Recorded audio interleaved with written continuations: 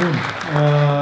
Este momentul să intrăm în primul panel, un panel foarte interesant, în Disrupting Mobility, Where Are We Going? Și îl invit pe domnul Kyriakos Sabatakis, Managing Director in charge of Communication, Media and Technology for Southeastern Europe, Accenture, să facă oficiile de moderator al sesiunii. I will invite also the speakers, or are you going to do it? Okay, I'll do it. So, Mr. Timos Tsokanis, Chief Technology and Information Officer from Telecom, Romania. Domnul Mugur Pantaia, Managing Director HP Incorporation Romania. Domnul Mihai Tamaș, Head of Enterprise Business Team din Samsung. Doamna Cătălina Dodu, Country Manager Atos IT Solution and Services Romania. Și domnul Dragoș Petrea, Head of Channel, Southeast Europe of SAP.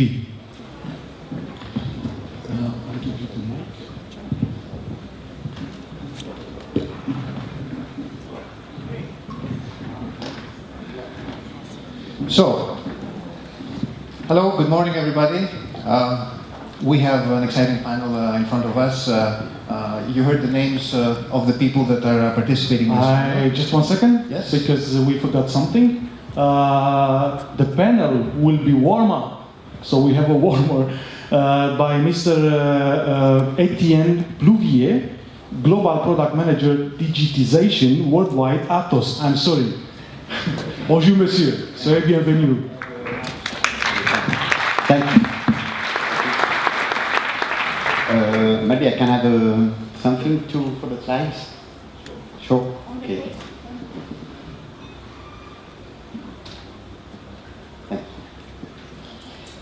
Okay, thanks to all of you. Unfortunately, I don't speak the Romanian language, so you will have to support my bad English for a while. Sorry for that. So, I have made some slides to explain and to introduce this panel. With this picture, what I would like to say is that, as you have heard this morning, the world is becoming smaller and smaller. Everyone is connected, everything is connected, and so it could be a great opportunity for the organization that can tackle this challenge and to enter into the digital transformation. Digital transformation is vital for any organization, in the public sector as well as in the private sector. It has already started for years in many organizations, in the B2B sector, B2G sector, with the e-procurement and so on. And companies have gone providing digital services to their customers and citizens. And the fact, one of the important facts about that is that now indeed every people live in a digital world, and they expect the same interaction with the business and the government. This is one concept called digital transaction management. It's related to all the document-based transaction and relative to make a digital transaction with a legal value. This slide gives you an idea of the potential of this market, and behind that slide, what you have to keep in mind is the worries of the consumers.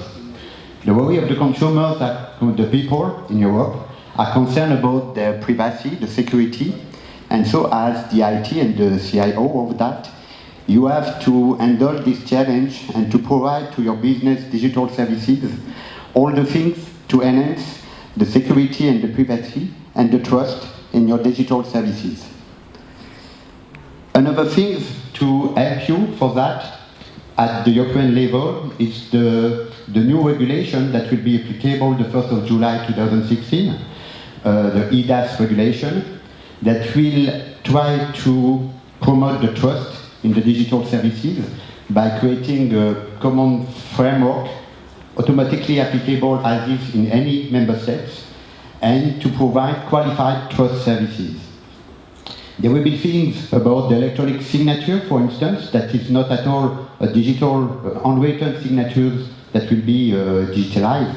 It's something with a cryptographic process, digital certificate, and also beyond that, this regulation will define several levels of electronic signature, all available in front of the court, but with different level of security and different level in terms of appreciation by the judge.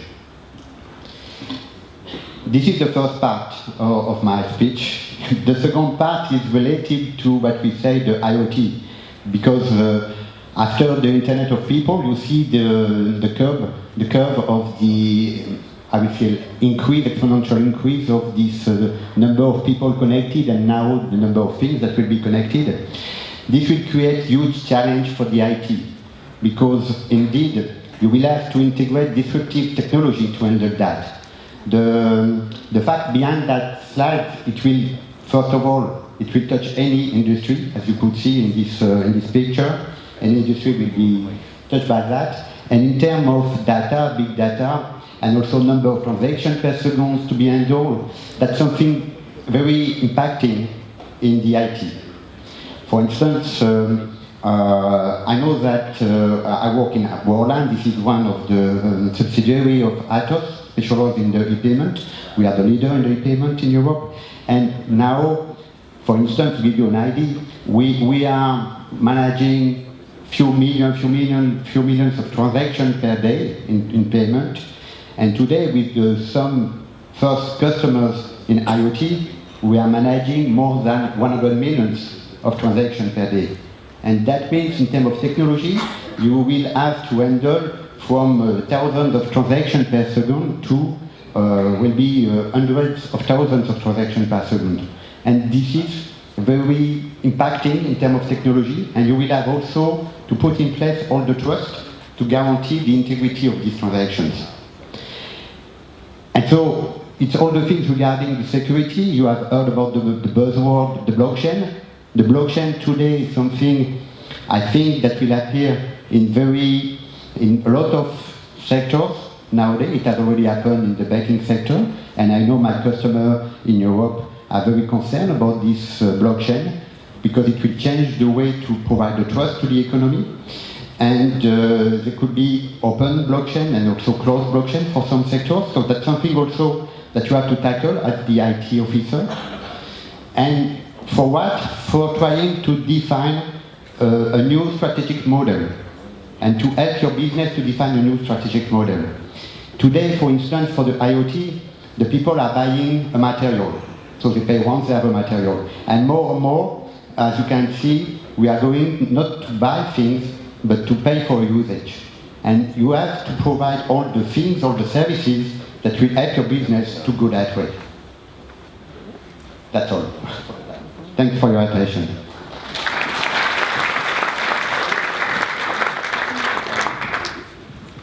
So thank you very much, Mr. Plouvier, for this introductory speech. So we have an exciting panel in front of us today. The topic is disrupting mobility. Where are we going? And I would like to start off just by saying a few words around disruption in general. We heard some very interesting and thought-provoking ideas from the previous speaker around the cultural aspects of disruption. The millennial generation, how the world is changing, how the workplace is changing. So that's one part of the disruption that we're experiencing at the personal level. But we've all become pretty much aware of the huge technological disruption that has changed everyone's business. So there's no company that is not affected by the digital revolution. And as a result, every company that hasn't gotten there yet is trying to get there to become a digital business. And this applies also not just to businesses, but to every organization and entity, including governments. This has affected, obviously, the way that the consumer behaves, so we have the digital consumer.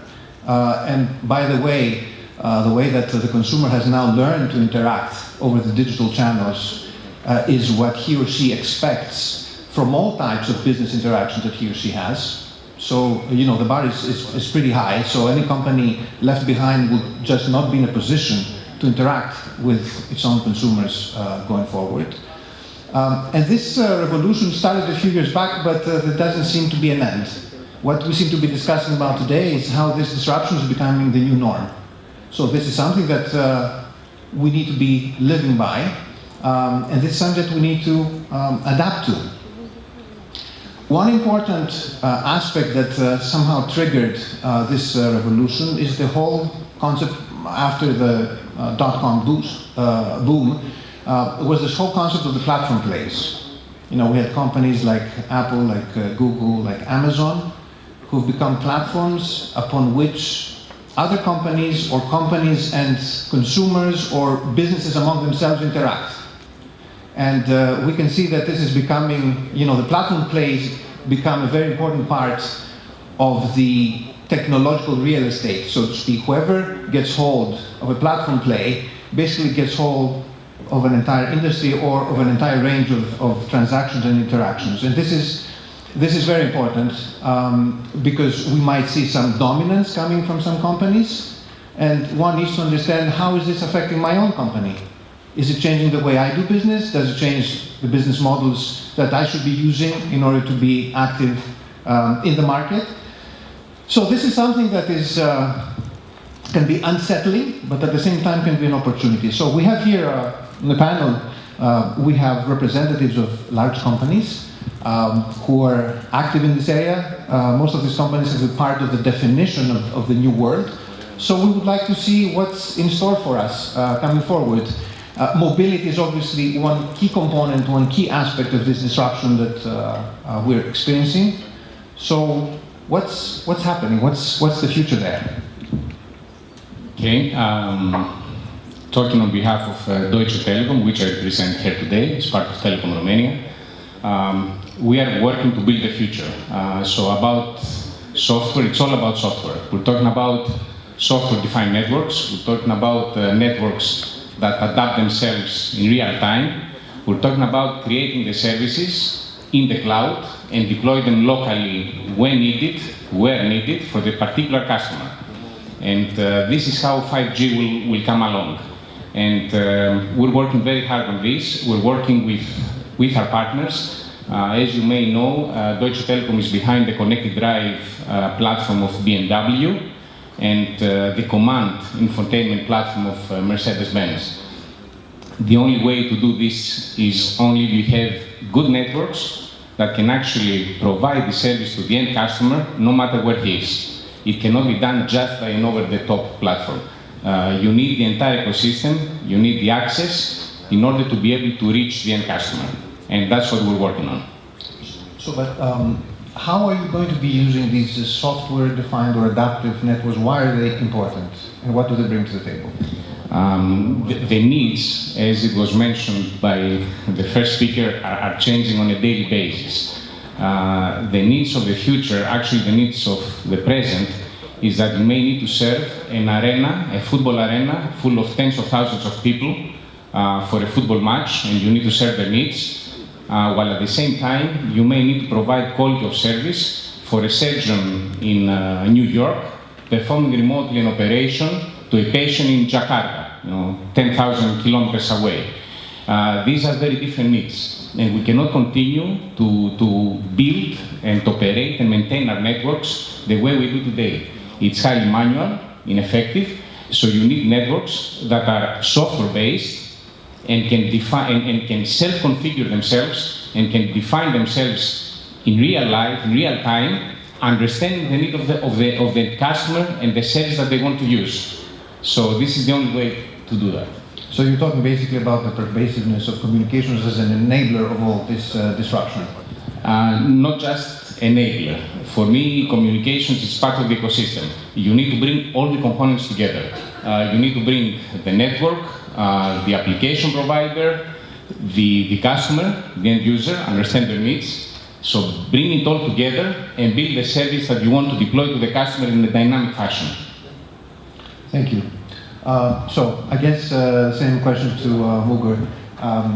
You're coming from HP, a big company well known for innovation and bringing new stuff to the market, to the consumers. What's the view from an HP perspective? Well, when I think about the future, I cannot help myself not thinking about the past as well. So I remember we started with HP selling solutions, mobility solutions, more than 15 or 20 years ago. And there were beautiful times when we were selling devices packed with applications, packed with security features, but we were selling actually, and maybe some of the people in the audience remember the products called iPAQs. Do you remember the iPAQs? Do you remember iPAQ as a product? It was an excellent product built by a company called Compaq Computer Corporation. And we were selling several thousands of units packed with solutions, even 10, 12 years ago. So, in the end, it was a brick.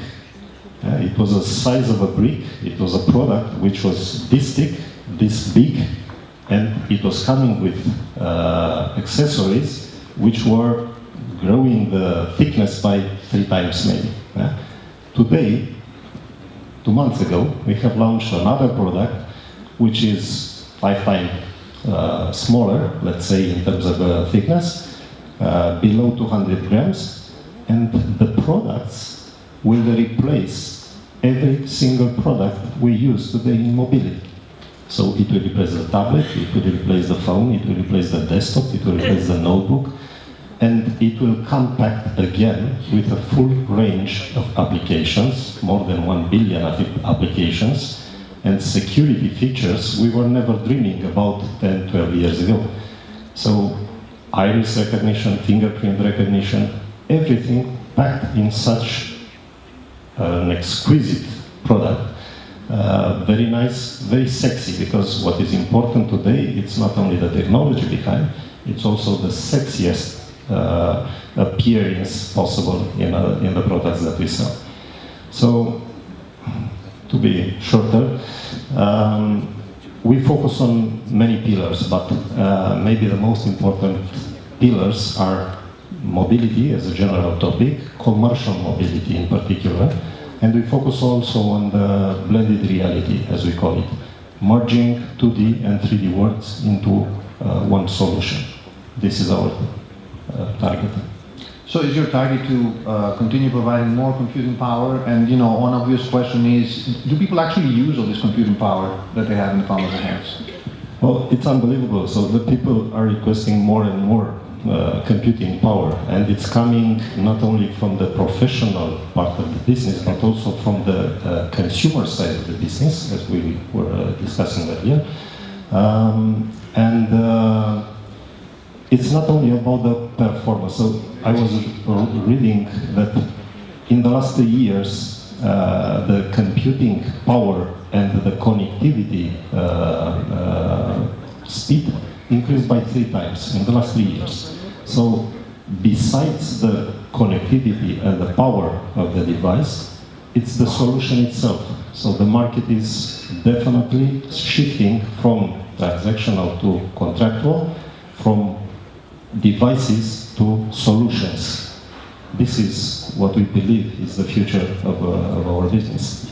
I guess in the broader context of the Internet of Things, terminals is one important aspect, but also I would say the contrary maybe of what you described, going to very, very small, tiny devices that are able to be implanted anywhere to perform a number of tasks. Is this something where HP is focusing on as well? We are considering the development of in this area as well, and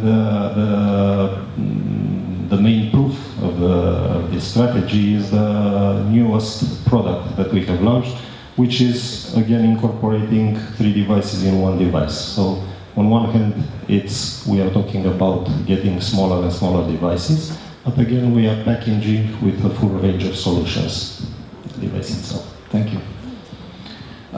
So, Katarina, we heard from Atos some of the concepts that you've been working on.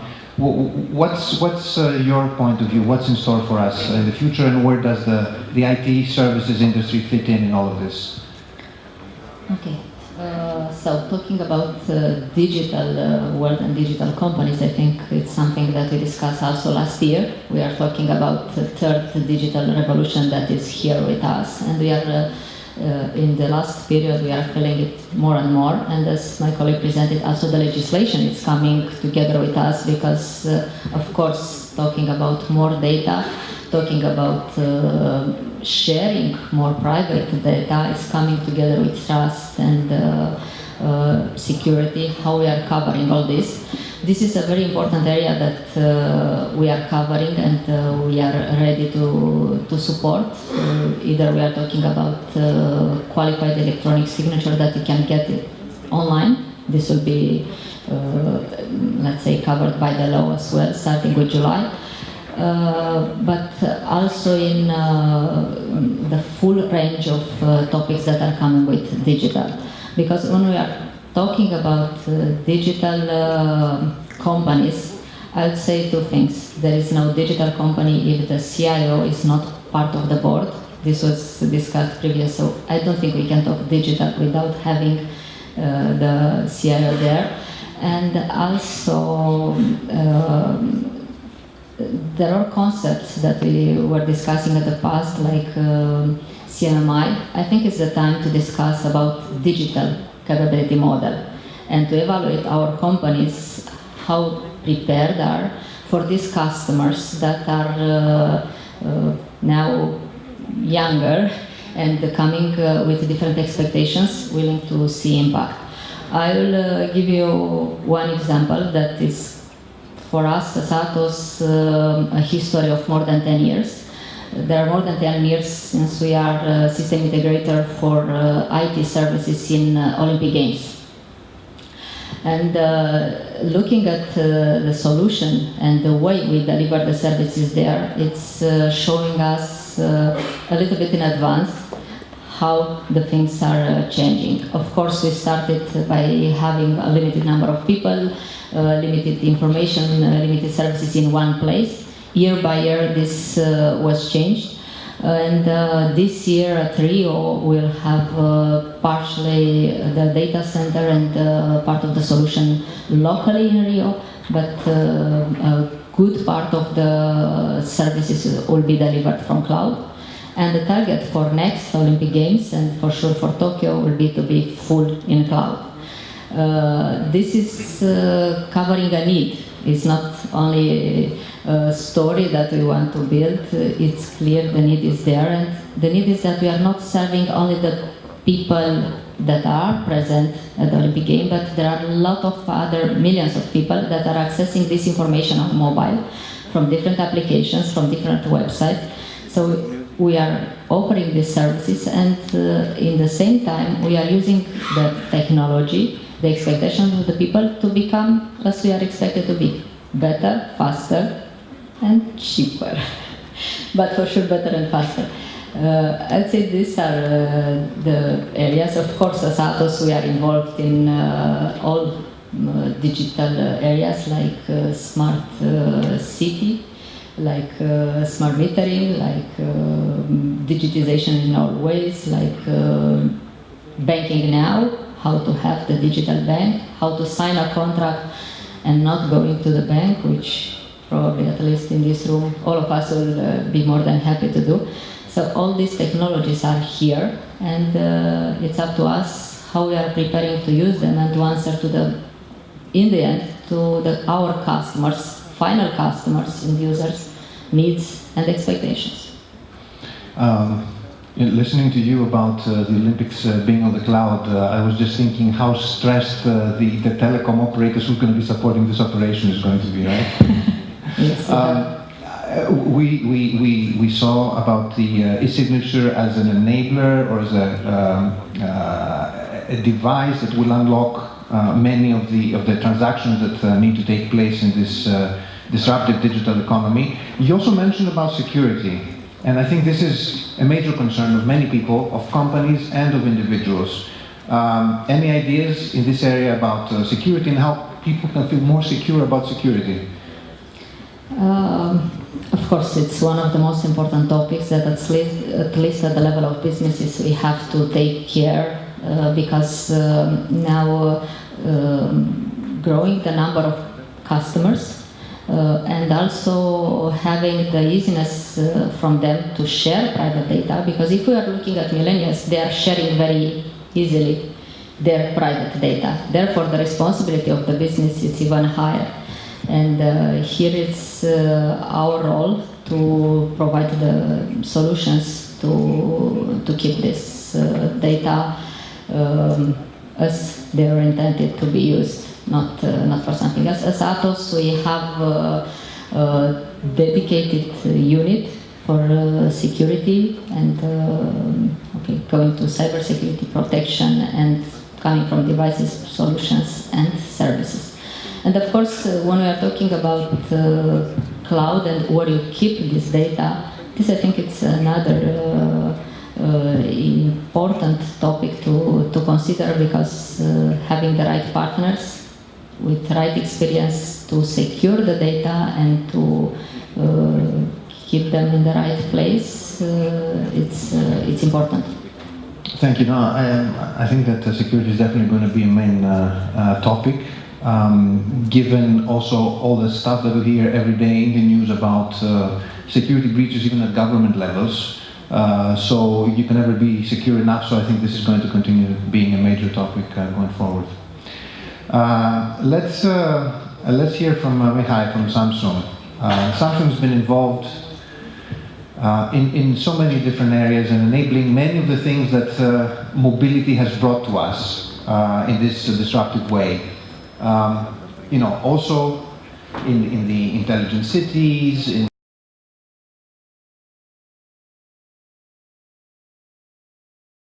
How do you see this future evolving? Practically the future is already here, because I remember back in the days when we were requesting thinner devices, more powerful devices, better connectivity, and we are asking our vendors, please deliver on this. We have it right now, right here. So practically we were part of the transformation that changed our world, and now we are saying that the things are changing much faster than we expected. But let's remember the fact that we requested this. Samsung is a technology enabler, if you want. Practically, our customer requested better mobile devices, better technology, more portable, more flexible, more powerful, and we delivered on that one. Practically, right now, we are working together as a technology enabler with our partners, our solutions, our partners from the network providers, to have a better customer experience at the customer level. Also, today we have the luxury of accessing information instantly, based on our needs, based on our requests, based on our profiles. So practically, we were able to deliver targeted information in real time. So only having a phone, it's not the full picture. Having the phone enabled in the network and connected to the network, running a specific application, which has a server component which resides in the cloud, can also offer us information relevant to our habits or our needs. I will give an example of Coresi Mall from Brașov, where we integrate an application which runs on mobile phones, connectivity running on wireless networks, which will show at the appropriate time information on the digital screens provided by Samsung to the retail customers. This is something that 2 or 3 years ago was not able for us to provide. Today, through our integration with the system integrators, collaboration with the network providers, and through technology, we are able to deliver that. Also, because we are talking about security is very important, and from that perspective, without any modesty, I can say the fact that Samsung is the creator of one of the most secure technologies on the mobile phones. I'm talking here about Samsung Knox, and some of my colleagues are going to discuss this about in a second panel. And we are the most awarded, we have the most awarded security solution on mobile phones. And together with our technology partner and software partners, we are providing that technology and the capability to control the technology to all of our customers. Practically most of the governmental agencies from Western Europe and United States and so on are using this technology today. One interesting point that you mentioned regarding the pilot or implementation we had in Brașov is that sometimes we tend to forget that digital disruption affects also the physical space, right? So to what extent do we successfully combine both the physical interaction together with digital interaction? And I'd like to hear a bit your opinion on this, not only for the retail, but potentially also for other industries. What happens is actually based on the solutions that together with our partners we helped implemented in Coresimol. For example, when they are organizing different events, social events, because that happens almost every day, a lot of people are coming inside the mall. And one of the things that our partners are providing is free connectivity, free Wi-Fi connectivity. So based on the Coresimol application which sits on the phone, as soon as you will connect to the wireless network, the app will know that you are already in the mall. The Wi-Fi analytics solution will analyze the people and how the people are moving through the mall. And at specific times, it delivers targeted messages. And based on that, the retailers in that shopping mall are able to provide targeted campaigns and promotions. So practically based on my preference and other people's preference, they can specifically target different products practically. I think one of the other things that we're experiencing with this disruption is changes also in the workforce, right? How workforces are enabled, be it sales workforces or technical workforces to perform in the field, right? We see also changes in how education is performed. And I think Samsung has a great role in all of these. That's true as well. In the workforce, it's very important to have whatever you need, wherever you need it. So practically through our mobile and mobility solutions, again together with our partners, because Samsung is a technology enabler, we are providing the terminals, but together with the help of our partners where we can deliver a whole solution together with services and software solutions. We are enable the workforce to work wherever they are and have the information that they need wherever they need it. In terms of education, education changed. I remember the manuals that I was learning on. Yeah? The world effectively changed. The access to information is instantaneous. I remember the days when you have a modem which would run on 40K baud was like godlike. You were the king of the hill when you had that type of connectivity. Today we have Cat10, we have 5G, we have gigabit speeds on our mobile phones. The way that we have access to the information and our children and the little ones have access to information is amazing. If they want information, they will get it when they want it. I remember when I was working for a big telecom company that it was a pain to make a report. Yeah? It needed 10 hours to make the staging get that information. Today you can have it instantaneously. So Samsung is also giving back in the society that we are acting on, because also in Romania we implemented through the CSR, social activities, 5 smart classrooms, which are equipped with e-boards, tablets, and the software solution behind it to actually allow the students to learn in a very modern way. This is how we are giving back to the society that we are in. It's very interesting, and also maybe tying back to the discussion around change management that we heard earlier. I think given that this is all affecting the daily lives of people, both as consumers but also as employees, there's always some resistance, obviously, right? Sometimes when we talk about affecting a workforce, but I think experience shows, maybe back to some of your points that you made, I think experience shows that once people tend to start using these capabilities and see the benefits, they probably become converts instead of trying to stop the change happening. The world keeps moving. Turning to drivers from SAP. SAP is a global powerhouse. What's the view of SAP on this whole disruption and disruption in mobility? I mean, it's absolutely obvious that almost everybody as a person is connected. I mean, all our customers, the customers of our customers, and the customers of our customers should be connected. Now what we see is that also devices, equipment, machines, they also get connected. And all of them, they start to feed a lot of information back to us as companies. The speed of communication is increasing, 3G, 4G, 10G. It will be faster than the speed of thought, I think, very soon.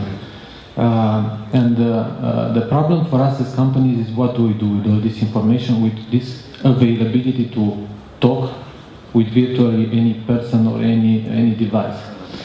What we have done as companies, and here I not mean SAP but as SAP customers, first we have tried to use this information to optimize, to increase efficiency, increase productivity.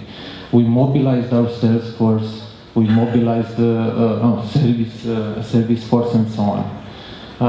But this is not actually everything that we can do. And we as SAP realized this some time ago, and also leveraged by the technology innovation of our hardware partners that managed to increase the computational power of the servers. We introduced a few years ago the first in-memory database technology, that is SAP HANA.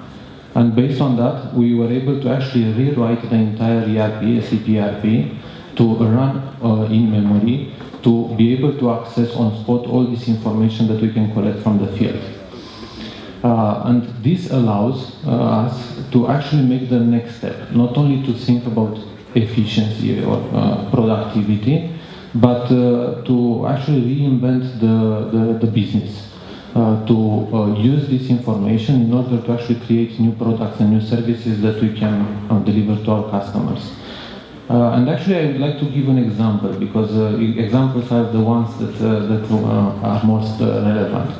One of our maybe first customers that actually understood the opportunity and adopted this was a manufacturing company of air compressors. You know, these big devices that compress air and which are used in different industries. And as you can imagine, European production facility, they were getting a lot of competition from China, prices going down, margins going down. It was more and more difficult to differentiate themselves by compressing air better or cheaper. And what they thought initially is just to try to improve the services that they deliver to their customers, and they connected those compressors with sensors and everything in order to get information about them. And here is where actually they had a breakthrough, and they realized that by talking with these compressors at all their customers, they actually learn a lot of things about what is happening there, and that they can change their business from selling a product to actually selling what their customers need, which is compressed air. This is how actually they were able to go to their customers with a new approach, with an approach that actually customers needed, and made them go back to growth and actually exponential growth. Another example, actually, this one is more recent and probably will interact with it in the market even in Romania, is a fitness machines producer, this running belts and so on. They were playing with the concept to connect these devices with mobile phones and so on in order to give a better experience for the person that is running there. To give them how many calories are spending, to evaluate their health improvement and so on. They also actually made the step. They implemented S4HANA. They are developing actually their own extensions on S4HANA to create interfaces for those devices, and they are not able to only just sell additional services to the customers, but they got the opportunity to create an ecosystem in which they are able to connect the customers, their partners, like gyms where these customers go, and their company. And based on this ecosystem, they still don't know how far that they can reach out. They can evolve. So this is actually the next stage in this digital transformation. How to leverage this connectivity, big data capability, but integrating it directly into the business processes in order to reinvent the business or to invent a new business. I think it's very good that you highlighted this point, because apparently this is the biggest, the most tectonic shift in business models, actually, in this disruptive environment, moving from selling a product to selling a service. And I think we as Accenture, we've seen it also, for example, companies like Michelin, where I don't know if you know, but they're currently selling tires as a service, not as a physical medium per se. You mentioned, though, another important topic that we haven't discussed so far. You mentioned the word analytics, and obviously there's big power in big numbers, and behind all of this, right? Because we heard also in some of the presentations about the huge data that is being produced. You know, the network operators see them, you know, on a daily basis what goes through their networks. So there's, on the one side, there's an operational issue, you know, how to handle all this data. On the other side, there's a business intelligence, how to extract insights from this data. How's SAP viewing this? So that is the other side of the story. So by using in-memory technology, we were able to bring transactional data and analytical data together in the same place. So there is only one source of data, one source of the truth. And this is one of the advantages. You can basically run or look into that data, find the relevant information and get insights, instant insights in what is happening in your business. The other side effect, or actually evolution, is that by getting so much data available at your fingerprints, you can not only look at what has happened, but you can actually predict the future. So applying predictive algorithms and using the technologies that we have available there, there is the ability to actually make predictions of how things will happen, so you can react before it happens.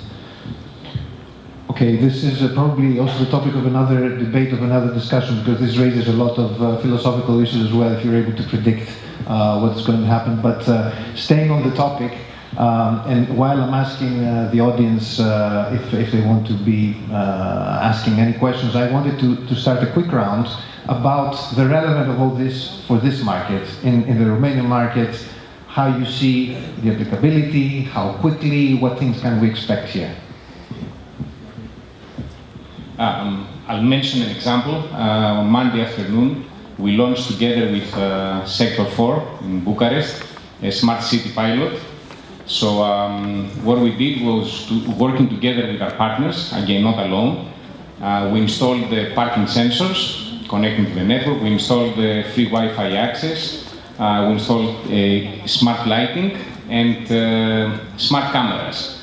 So you need to bring all this together to integrate it. And what you can do now in this pilot area in Sector 4 is, number one, you can understand if there's available parking spaces from yourself as a user, while the Sector 4 can actually see how the parking is used. They can decide whether they want to charge for it, whether they want to give it for free, or whatever they want to do.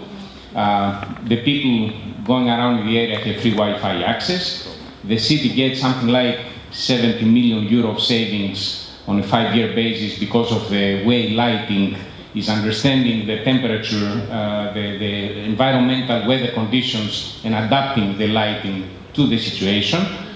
And last but not least, smart cameras, which can actually even predict a crime. So going to what Chairman from SAP mentioned a while ago, there is algorithms where you can understand, judging from the movement of vehicles and people, the time of the day, the luminosity, you can even predict whether a crime is happening. So this is connecting directly to the police headquarters, and you can actually prevent a crime. So I think that the change is really here, it's happening, and it's manifested through pilots like this. Right, I'm pretty sure that there's going to be some companies or some individuals who are going to start to learn how to fool these systems, right? I'm sure. But definitely it's an exciting development. I wanted to ask you a bit of a provocative question as well, because we've been discussing, in this industry for so long around the threats from the over-the-top players. And all the Cassandra is saying that the telco operator is becoming just a dumb pipe. What is the role at the end of the day of a telecom operator in this disruptive environment? Is it just a utility, or is it something more? And how does it connect to the local environment? Okay, there's two ways to approach this. Approach number one, over the top layers is the super hype, the new things, valuations of billions of dollars overnight, disrupting the business, taking entire sectors out of business, and so on and so forth. The other aspect to this story is that all these companies are just leveraging huge amounts of cash. Okay, sometimes they're not creating a real added value. They just disrupt the business because they have truckloads of cash. They put people out of jobs. They put suppliers out of business. They don't make money. They just have a valuation. They're just waiting to be sold. Amazon was, they were losing money while they were selling books when they started. So there's these two extremes. For me, the truth is somewhere in the middle. There are examples, for example, YouTube. When there is an advertisement in your stream, you get a revenue as a user. So they catch you in their business model. eBay created a model where one did not exist. Things were just sitting in the attic, waiting forever. So eBay created a new business where one did not exist. On the other hand, Facebook, you have to pay if you want to reach a wider audience. So for me, the truth is somewhere in the middle. You need the over-the-top layers, but them alone cannot do that. So I cannot imagine a smart city concept just over the top. I cannot imagine a connected drive of BMW or command center of Mercedes-Benz without the actual car, a traffic light, roads, driver. So you need to bring together the whole ecosystem. And this is where I believe telecom operators come in. We are connected to the local environment. Talking about trust before, we know our customers know us. It's not easy to sue Google. I mean, how do you sue Google if you live in Romania? Or, it's not so easy. But you can go to the competition council if you have a problem with us. And sometimes we even paid fines about this. But this, taught us how to become better and learn to respect our customers and their privacy. So we understand the customer much better than somebody who's operating out of data center in Alabama. And we are really connected. So our role is to bring all this together with the OTT players, with the hardware manufacturers, with the partners, with the integrators, with everybody, and provide to the end customer the service that they really need in a dynamic fashion. I think this is a hopeful message in a very globalized environment. Thank you for this. So, turn to you, Mugur, and HP, the local Romanian market, and what you see applicable in the short or near future.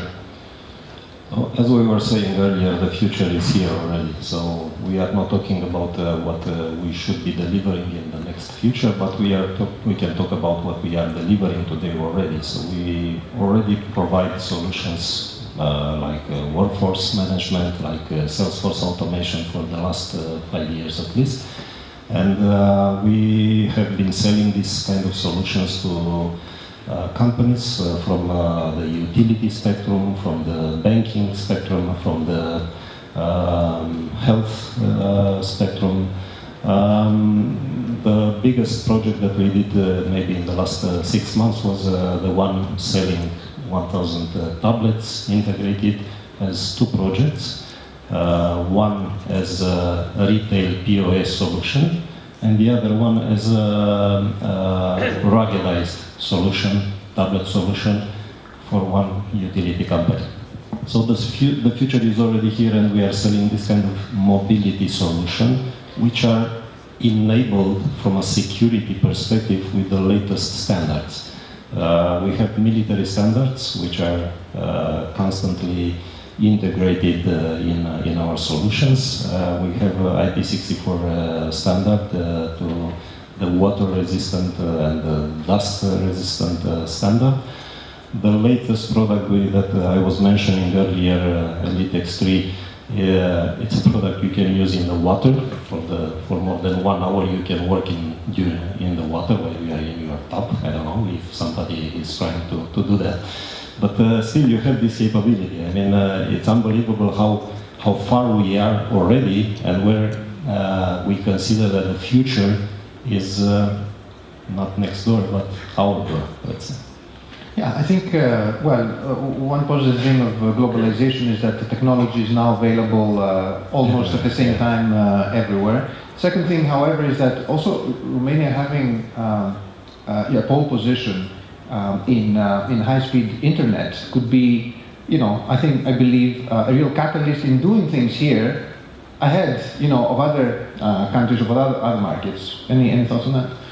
Yeah, this is exactly how we see it. Actually, we benefit from the fact that we were maybe late adopters in terms of technology, but the positive thing about being late adopter is the fact that you have the latest technology.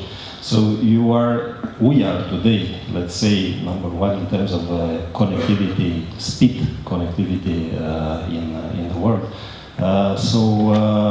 For sure, mobility will be in Romania adopted by most of our customers very soon, if not already there. It's already part of our life. It's not about professional life, but it's also personal life. As we were discussing earlier, I think Mr. Sina was mentioning his daughter. My 7-year-old daughter, I think it's more of an IT specialist that I was at 15 years old. So the young generation is already adopting the technology, and the fact that we are in the pole position, let's say, in terms of adopting latest technology, it's a major benefit that we should be using much more better. To leapfrog, yeah? Yes. Perfect. So, Catalina, how about, the IT services market, I would say, and the place of Romania in this globalized environment is already taking very big momentum, right? Romania is serving IT needs, for the entire world, and you're a big player in this area. Any thoughts on that? Okay, so from Romania, it's clear we have competencies. We moved quite fast. We started a little bit later, but we took the advantage to have the latest technologies, and we have even more competencies that were used on the market, because most of us are delivering services outside Romania as well. This is an advantage that we have, and an advantage that we should use to bring all these competencies on the local market. And what I would like to mention is that with all these competencies, with the access that we have to technology, with mobility everywhere in private area, when it comes to regulated market, let's say, administration, banking, all this, we are still a paper-driven country. And this is, let's say, putting all of us and our businesses and our customers in front of a huge effort to prepare, to deliver papers, to stay in line at the bank, at the authorities, and so on. I think there are a lot of companies now doing some specific declarations in paper, not talking about banking contracts. So the changes that we are doing in technologies are important. We have competencies, we have capabilities, we have technology. I think we have the willingness at the level of the country and the full, let's say, IT area, but we need to have also the rules and the legislations to cover this. And this is one of the reasons that we decided to emphasize today here the electronic signature, is because it's one of the things that can change our lives on a daily, and our businesses. It's in the end a law that is allowing us to put the right technology on the market and to use it, because the technology was almost there, we were having it, but due to the missing legislation, it was not easy to use, it was not easy to sign a contract, especially with large number of people, because, okay, for businesses we can buy a qualified certificate on a token, it's not a big deal for a business.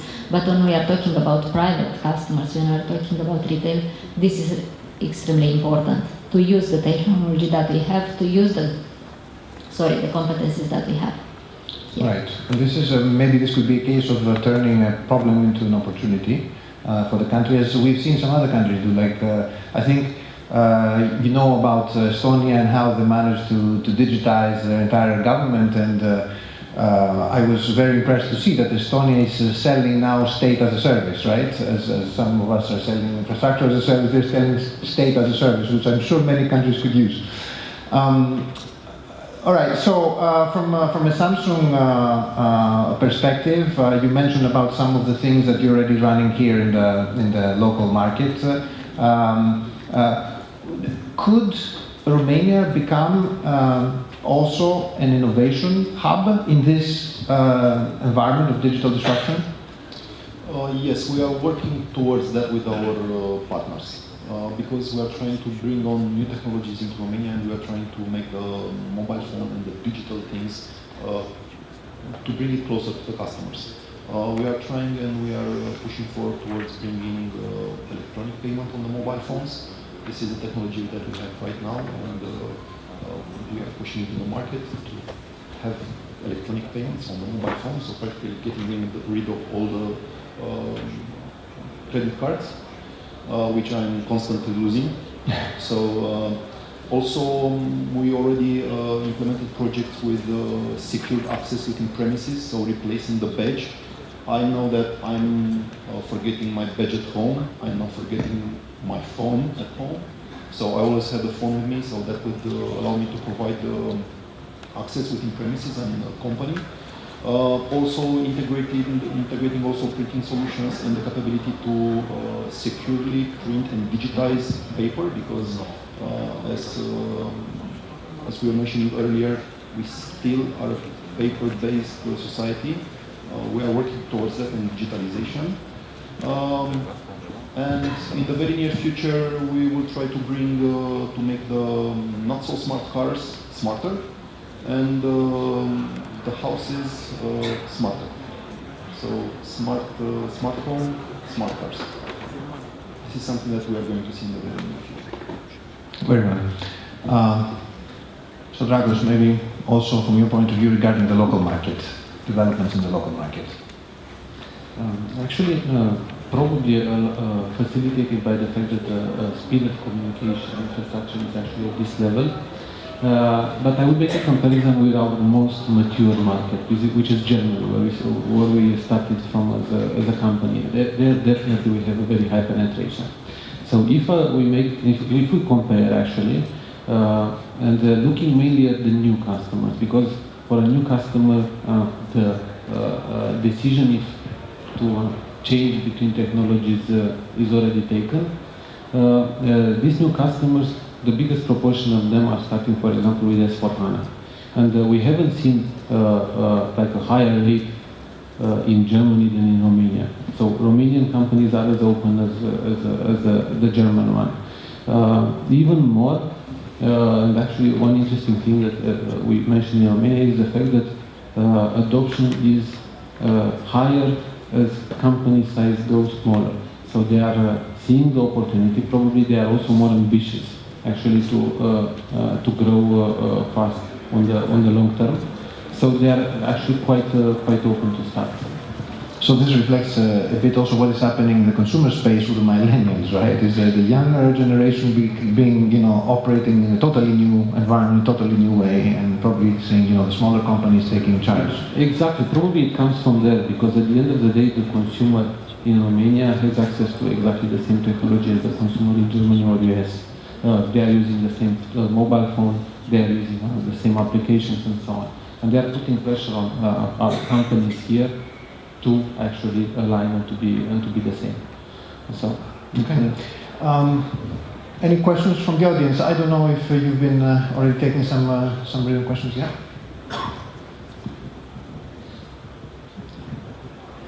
I have a question regarding the network. We saw that the number of devices is increasing, and also the quantity of information. Is the network ready for this huge amount of data? The networks are evolving together with the needs. So the networks have to be at the stage, or they need to be at the level they need to be to satisfy the demand. Okay, it's usual rule. Now, are the networks today ready for the Internet of Things and the tens of billions of connected devices? No. And that's why we are working towards software-defined networks. Again, over-the-top layers are great, but apart from the fact that they're not paying taxes, they cannot deliver the service to you right now, exactly what you need. So we are working towards networks that can configure themselves in real time, networks that are able to expand or contract the borders of the cells in the mobile network, for example, networks that can withstand the pressure of all this data that is coming to them. It is an evolving strategy, so although the networks are not ready today, there are connected cars. Now, are we ready to have the fully autonomous car that can drive itself from point A to point B? Probably not. Because imagine what happens if you lose connectivity for, momentarily. What's going to happen to the car? So it's a continuing struggle, but the one thing that I can say to the audience here, please prepare your CVs, because from what I see, there is more and more software coming into the networks. So I believe all of you will have, much better career chances in the future. Replacing legacy, if you want, technology officers with people that understand software and that can understand how to build dynamic systems that can evolve in real time. So we actually do see this tectonic change of networks also becoming huge IT systems at the end of the day, right? Exactly. There was a pilot that took place in another DT affiliate in Greece. And there was a smart system installed by a partner, again, which was monitoring in real time not only the network, but also the customers using the network and their behavior, anonymized. And this system was able to change the parameters dynamically. It was able to change the neighbor cells dynamically in order to provide a better experience to the customer. You cannot do these things manually as the demand for growth and adaptability is increasing at the pace that we're experiencing. So it has to be automated, and I believe that if somebody is best positioned to do it, it is the IT industry. So it is people like yourselves. So prepare your CVs. On this happy note, maybe one last question.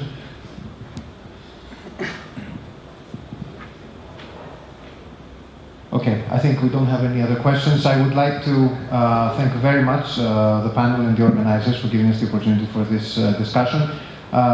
Disruption is here to stay, and as we said earlier, let's try to make this into a huge opportunity also for this country here in Romania, because I think the potential is really huge. Thank you very much. Thank you very much. And the first disruption will be right now, because the break will not be 30 minutes, but will be something around 20 minutes.